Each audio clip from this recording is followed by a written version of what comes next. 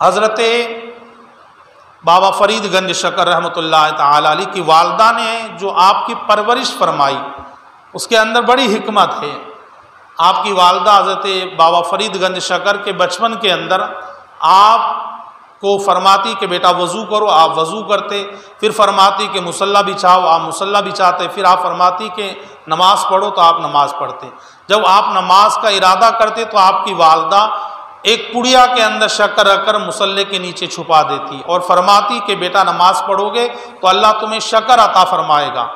تو آپ نماز پڑھتے تو آپ کو شکر مل جاتی۔ ایک روز حضرت بابا فرید گنج شکر رحمۃ اللہ تعالی علیہ اپنے دوستوں کے ساتھ جنگل کی طرف کھیلنے چلے گئے۔ نماز ظہر کا وقت ہوا، والدہ ادھر بے چین و بے قرار کا میرا بیٹا کہاں گیا، اور پھر سوچا کہ نماز ظہر کا وقت ہے، بیٹا نماز پڑھے گا، شکر نہیں ملے گی تو میری ذات سے اس کا اعتبار ختم ہو جائے گا۔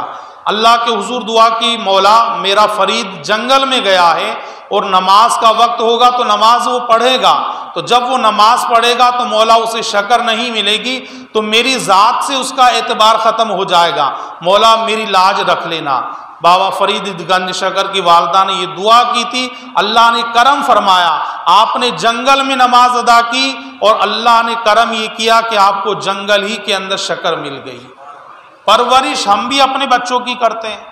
ہم بھی اپنے بچوں کو کھیلنا، کھانا پینا، دکانداری سب کچھ سکھاتے ہیں۔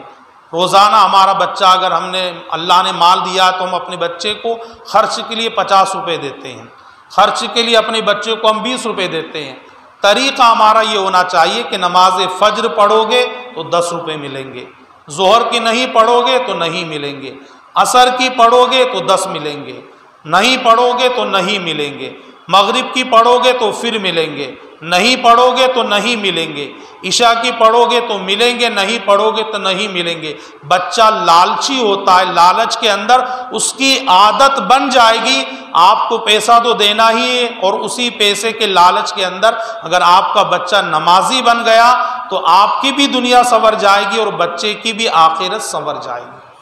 تو ہمیں اس طرح اپنی اولاد کی پرورش کرنا چاہیے کہ لالچ دے